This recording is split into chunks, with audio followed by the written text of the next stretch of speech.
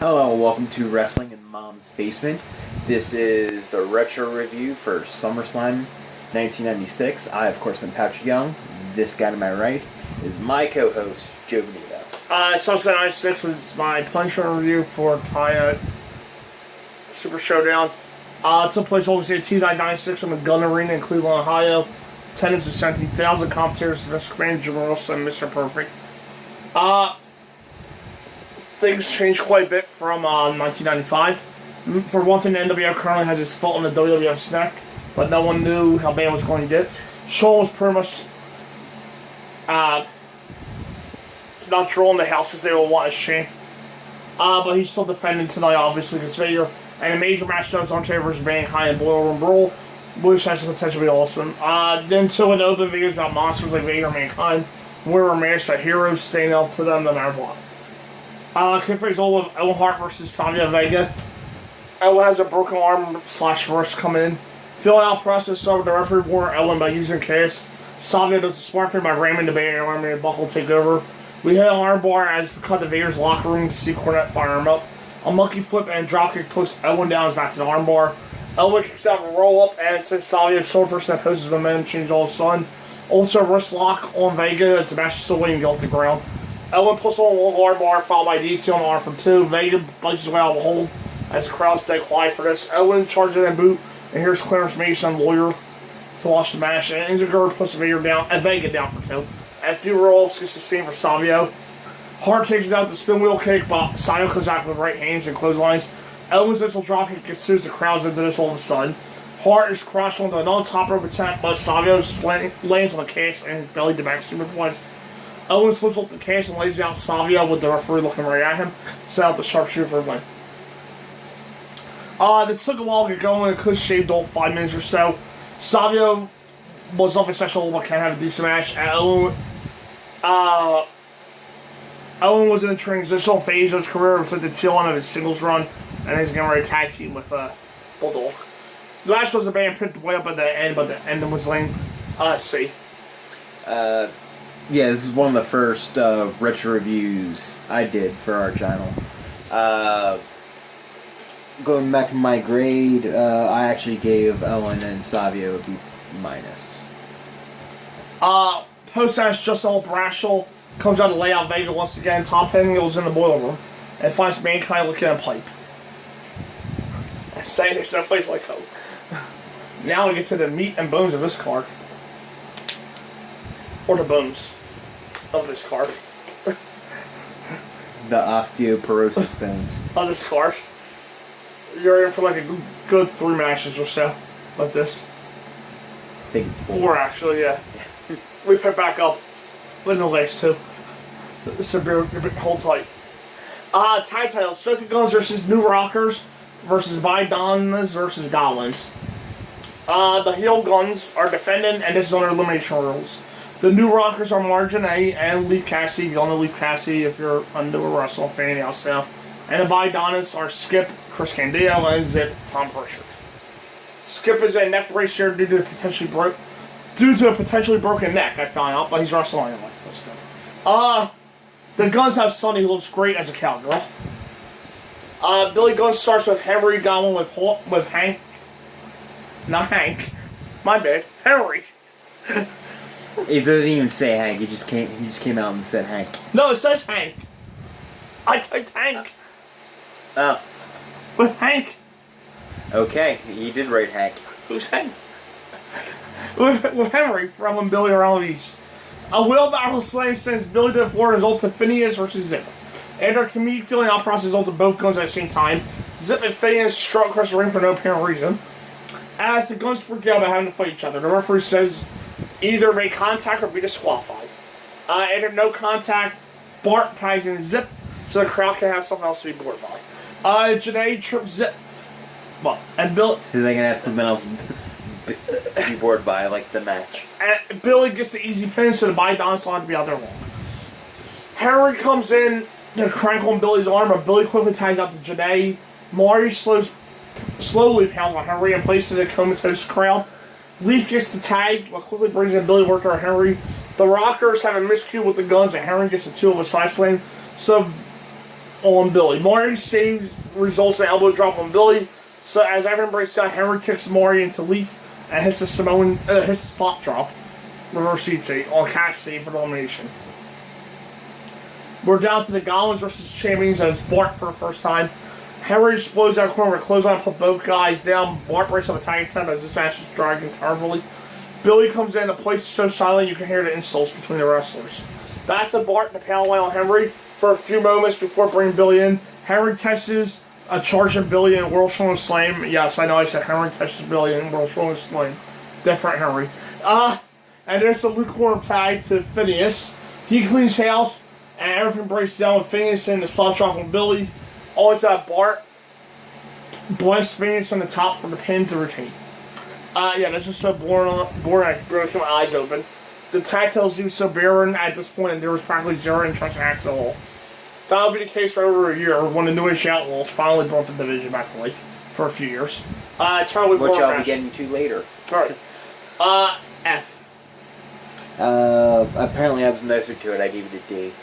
Probably mostly because of Sunny. Post-match, Sunny insults the woman in the audience and reveals a huge poster of herself to make the arena prettier. Video on the Summerslam festivities in the city this weekend. Psycho Sid versus British Bulldog. Sid's just back after being out for about 6 months with an injury. He's part of Sean's war with King Cornette, making this a lower-level battle in the feud. The fans are waiting to stay here, which makes his tongue rings a lot more understandable. Neither guy goes anywhere on some collisions until Sid slams him down on the floor. A loud Let's Get Sid chase starts off. Give us more interest in an entire tag title match I combined. Bulldog tries to have a headlock as he now just talking about Mason being out here instead of Cornette again. A power slam gets 2 for Sid, but Bulldog comes back with a delayed vertical suplex. That's some impressive power, especially on a guy that tall. We had to chill out for a bit before Bulldog clotheslines Sid to the floor. Bulldog clotheslines him down and flips forward to entertain us while Sid is down. Back to the chill out before Bulldog hits the power slam. Clean, but here's Cornette to argue with Mason. Another power slam is countered to the choke slam and also power bomb is good for the pin. Hey, you know what? I was a little harsh on that match. The match was better than you would think. Their power stuff did look good. The power bomb was great. Bulldog just stopped once he hit the mat. His selling was even better. Sid was just scared over at this point, which makes his heel turn all the better. To be fair to the fans, just one, but the guy even when he was a heel. Take that for very well. D. Yeah, I gave it a D plus actually. The managers keep arguing post-match video on Sean. Goldust versus Mark Mero. Marlene and Sable are the seconds here with their men. And Goldust has a thing for the latter. Sable, not Marlene. Goldust takes him into the corner and rubs his own chest versus slapping Mero in the face. Some more drags take Goldie down and he hides in the corner. They run the ropes a bit with Miro getting 2 over Chris by a hook and an armbar. Crowd's dead again, so they now talk about Ahmed Johnson's kidney injury. Yeah.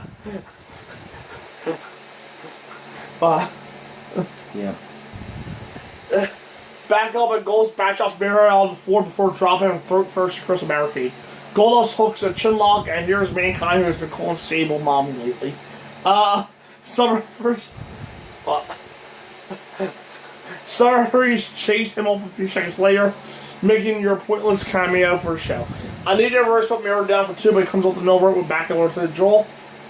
Clothesline and backdrop put Goldust down again, and $1 Million Knee Lift does the same. Goldust counters punches in the corner, and they both tumble to the floor. But Miro slides back in and hits a running flip dive, a slingshot. The leg drop gets 2, followed by the debut of the Shooting Star Press Cold a Wall thing. Since this is 1996 WWF, it only gets 2. A few seconds later, Goldust hits the curtain call, reverse forward suplex for the pin.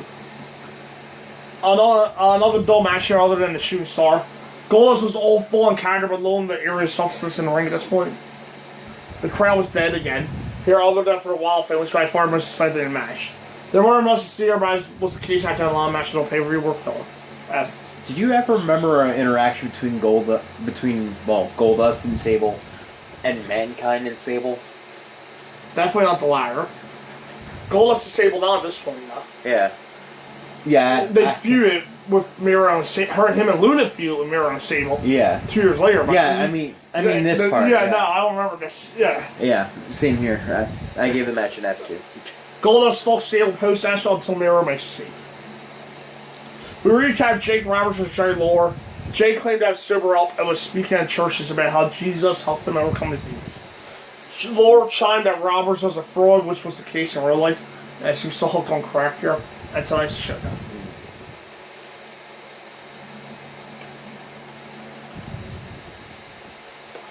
Before the match, we had a debut of a new Olympian, who will begin in the ring soon, Mark Henry. Lawler brings his own bag with him along with some in his pocket. He's also wearing a Baltimore Ravens jersey, because Lawler knows how to rile up a crowd like in Baltimore and Cleveland Browns. Because Lawler knows how to rile up a crowd like few others ever could. Henry faces hilarious, despite being in the face. Lawler pulls out 2 bottles of Jim Beam to the Roberts' partner tonight, and says Roberts' wife only looks good after a 6-pack. Henry says stupid that if he won gold medal, he'll have it bronzed. Once Roberts uses his bar stools and Walker day out here, Lawler's gonna knock him sideways so everyone can recognize him. It's very impressive how easily Lawler can have a crowd yell upon his hand like this. Roberts finally comes out, so Lawler pulls out a huge bottle of booze from the bag. Jake pulls the steak out of his own bag and scares Lawler to the floor, and the bell following rings. Lawler looks on the microphone with Jake says and face first in the steps and hammers way back inside. Back to the floor with Lawler being sent to various hard objects until he steals a drink from a fan to blind Jake. And Mark Henry says on commentary, so what is the fan going to drink? Lawler gets one of the bottles from ringside but has to block a DDT attempt. Another DDT is countered and Jerry hits him in the throat with the bottle for the pin. This is much more of an angle that match with Lawler doing a great lesson how to fire up the crowd. Roberts won't be around much longer before heading to ECW and the Indies. This will lead to Henry's first main feud against Lawler, which Scott's career going in slow motion. F. Yeah, it was an F for me too. Post-match, Lawler says Roberts holding his throat because he wants a drink. Lawler opens the big bottle to pour down Jake's throat, but Mark Henry makes a delay save.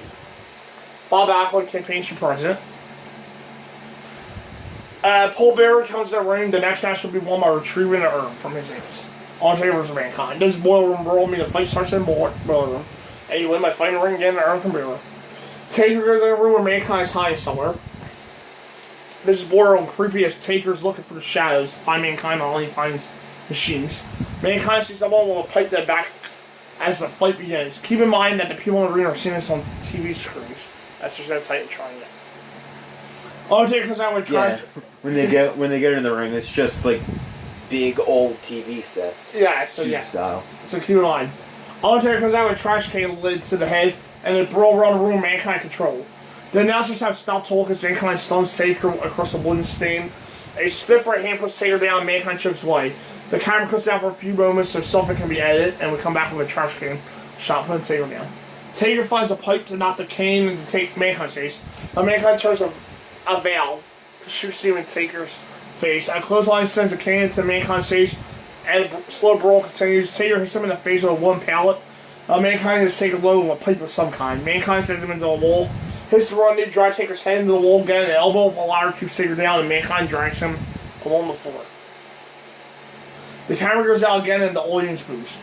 Back with Undertaker laying on the floor, Mankind setting up the ladder next to him. Mankind climbs up, and the best remembered style of the match, Undertaker sits up and pulls him down to a pile of pipes. Back up Mankind goes up for the door while Undertaker grabs by an ankle. A fire extinguisher blasts to that face, puts Mankind down as Undertaker at the door first. Mankind rams him in the door and gets out into the full aisle.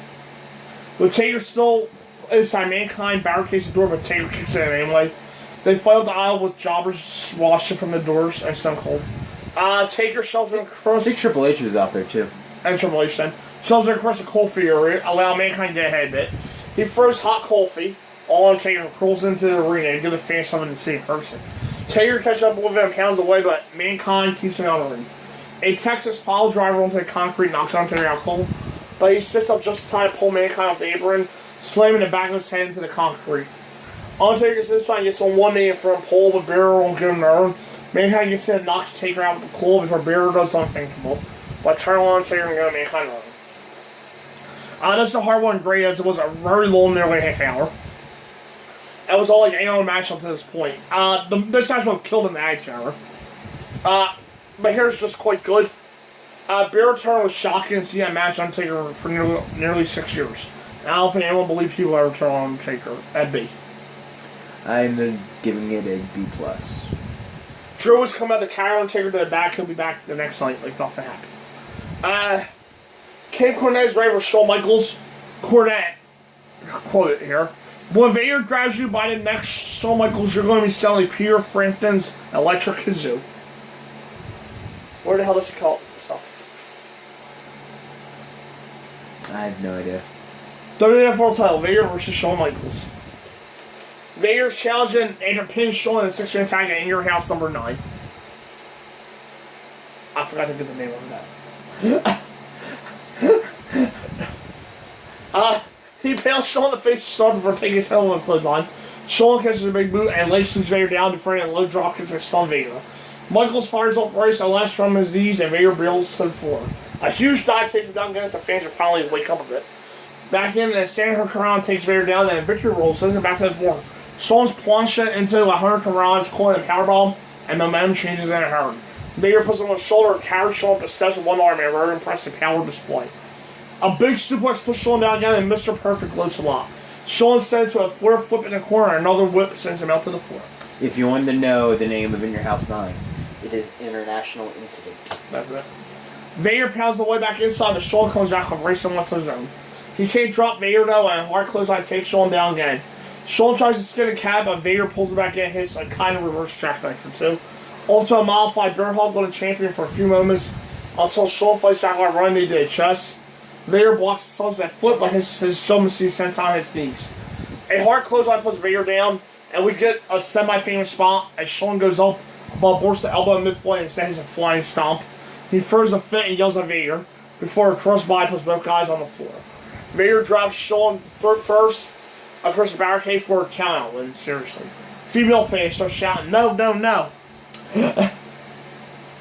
Cornette agrees because he wants to win the title by pin instead of countout. Shawn agrees to go back in and Vader punches him down on the floor. Cornette pumps Shawn in the back with a tennis racket and belly to belly gets 2 for Vader. Michaels punches his way out of the powerbomb and hits the forearm nip-up combo. He tunes up the band, but Cornette throws in a racket only to have Shawn intercepted and Vice Vader for the DQ. The third part of the match begins. And Chris Cornette shout, "We don't want it that way, ring the bell again." With Shawn avoiding no seats that time down the top of the elbow connects. Sweet chin music going is 2 and the referee's out to the floor.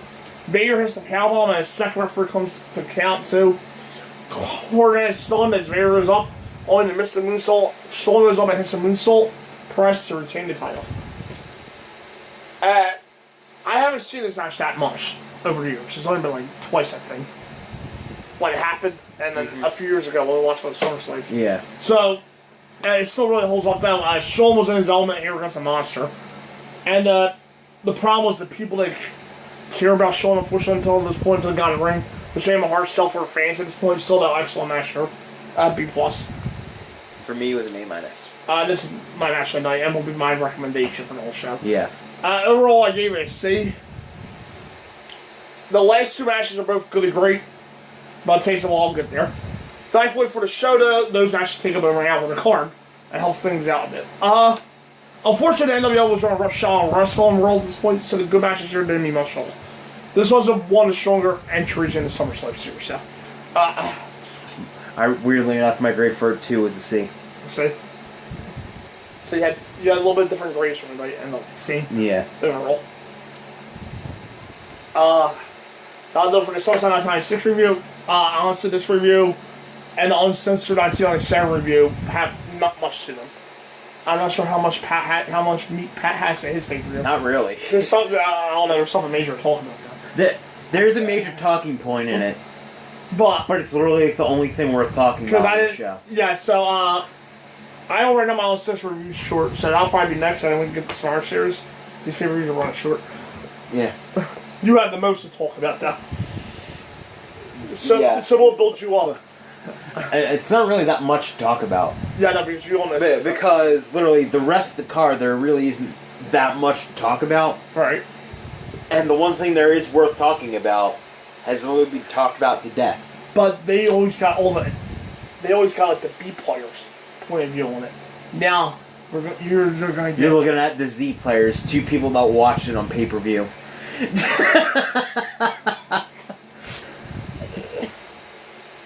Who's just more important?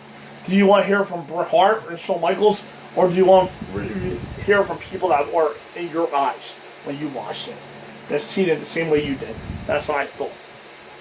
Well, it's the most important show, the 3 pay-per-views we had, so we got to build up to that one. Up next is on Session 97, because at least you have something on that card. There's barely anything going on this card. Yeah, that's true. Sting beats up the NWO also. See you then. See you then.